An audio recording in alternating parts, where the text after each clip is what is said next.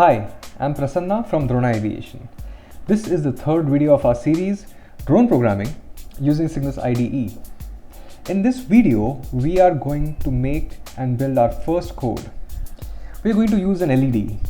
The objective is to toggle that LED. So let's begin.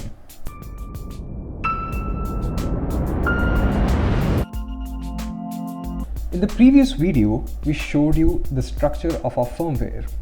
In case you have missed this video, please click on the link in the description.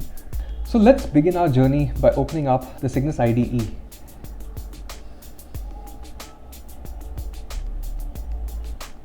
Okay, so let's open up a new project, and we are going to create a new project called LED. As you can see, the moment we open up the project, we see a plutopilot.cpp file which has four main functions: Pluto init, onLoop start, Pluto loop, and onLoop finish. Now, as we saw in the previous video, just this file does not make the firmware. The firmware actually is a combination of this file, which is compiled with your library, which is called libpluto, and you can see this in the Project Explorer. Together they form the firmware. So let's look at the flow of the firmware. So when we start the drone, the first thing that the drone does a lot of initializations. Now this happens inside this libpluto file. After this, the libpluto file calls the function pluto init. This function is called only one time when the drone starts the power. This function is typically used for initializing any hardware that you want to use in your drone. For example, if you are looking to initialize a UART or an SPI or an I2C port, you can do this inside Pluto init. After this initialization, the libpluto file does a lot of routine things like capturing data from sensors and estimating various values, doing some control system algorithms, and all of this is actually going on in the backend all the time to make sure that the drone is stable. Now this is where the app comes in. In order for us to run the developer code, which is basically this file, we need the app. This part is actually important. Now, in order for us to run the user code, we need to enable a setting inside the app. So go to your menu, click on your profile and edit your profile, and make sure that you have the I am a developer checked. This is what is going to help you run the user code. So once we go inside the app, we see that the button on the bottom left corner of the app has changed into a different sign. Now this button is actually what controls whether the user code will run or it will not. When we press the developer mode button, the first thing that happens is that the onLoop start function executes once. This is for some basic initialization of variables, and maybe some basic settings which need to be done only one time is done inside this onLoop start function. After this function is executed, the firmware keeps running the Pluto loop on a loop, as the name suggests. And the frequency at which the function is executed is at 100 milliseconds by default. You can obviously change the frequency and the duration of this loop, but by default it is at 100 milliseconds. So the user code is constantly running, and most of your code, most of the user code is inside this Pluto loop file. So let's say that the user is done with this and he wants to switch off the user code. He presses this button again to switch off the user code. When this is done, the Pluto loop function stops executing and it exits with once calling the onLoop finish function. And this is for some basic things that you want to maybe clean up your code later on. And this is how the entire flow of the firmware is once the user builds the code. So let's come back to our original problem. So our problem statement is to blink the LED on the drone. So let's go on our create website, and I want to show you which LED I'm talking about. So the flight controller that we're using is the Primus V4. Now Pluto 1.2 uses a Primus V4 flight controller, and we are trying to blink this status LED that you see here. Now this is an RGB LED, it has all three colors, and you can control those lights accordingly. Now by default, this LED is used by the firmware to show the status of the drone. So the first thing we want to do is take the control from the firmware and give it to the user.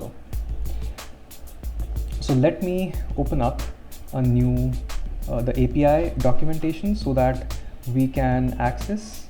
So this website is actually very resourceful in order for you to start programming with Cygnus IDE. Make sure that you visit create.droneaviation.com, and so inside the Cygnus IDE, all the resources, associated resources, are inside this page.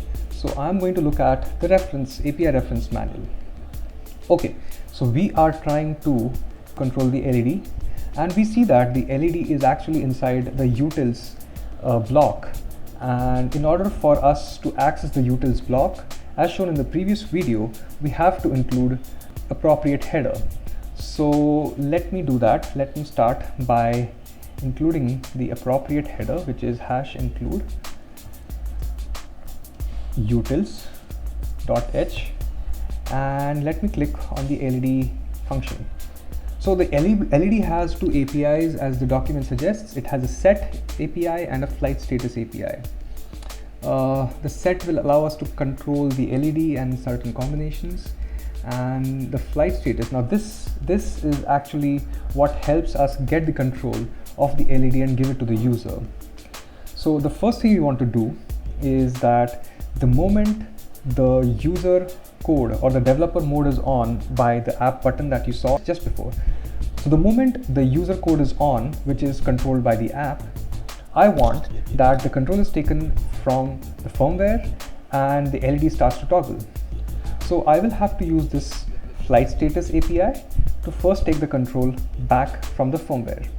So what I'll do is I will use the flight status. So let me go into on loop start, because that is when I want to take the control from the firmware. So I will say LED dot flight status, and you can see that the suggestion automatically comes here, and the state has as you can see in the API, the state has two values, activate and deactivate. Now deactivate is to make sure that the firmware doesn't use those LEDs, so we are going to do that. So let me deactivate the flight status.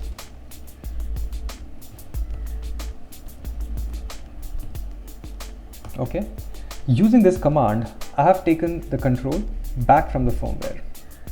Now the next thing I want to do is, inside the loop, I want to toggle the LED. So I will take the same class and use the set function, and I want to use the API. So how to use the set API? So first you declare the LED, which LED you want to control. So I want to control the red LED, and I want to toggle it. So let me just use red followed by toggle.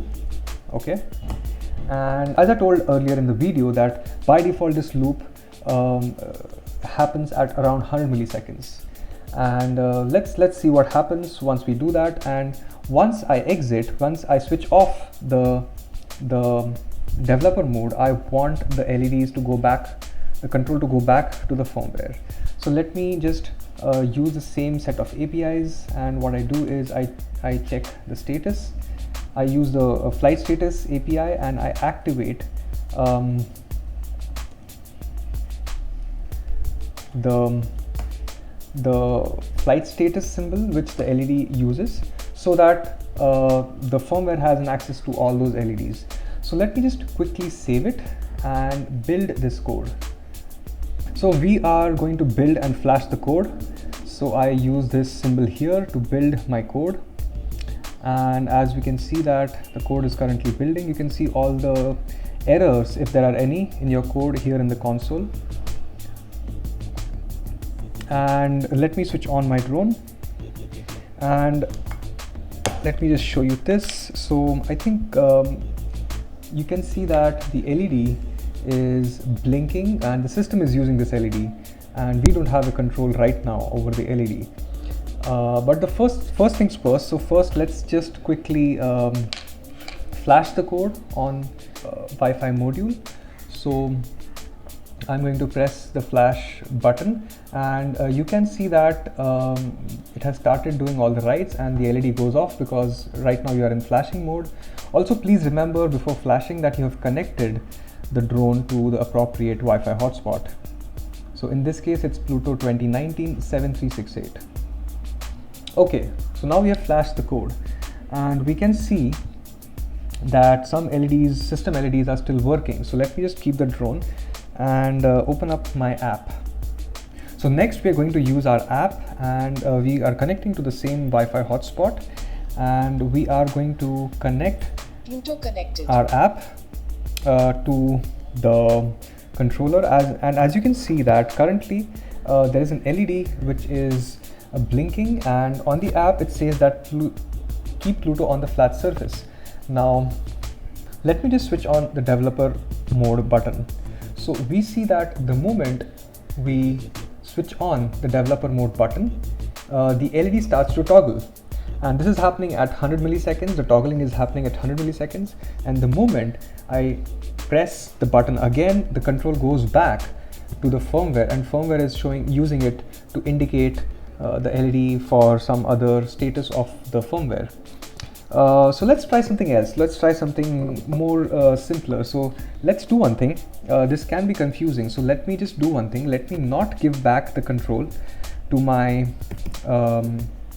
firmware, and let me toggle along with this red LED. Let me also toggle a green LED.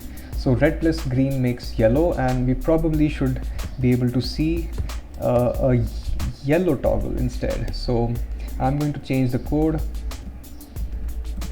and all right, now I save it, I build it, and now it's very important that once while this is happening, it's very important for us to remember that before you flash, you have to disconnect from the Pluto controller app.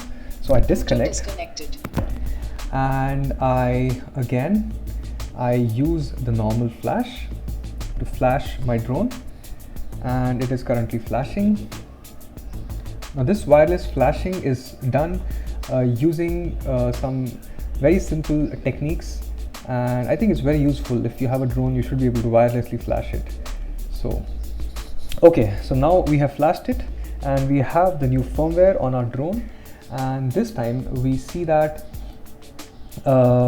currently let me just connect the app back on the drone, and I think first I will have to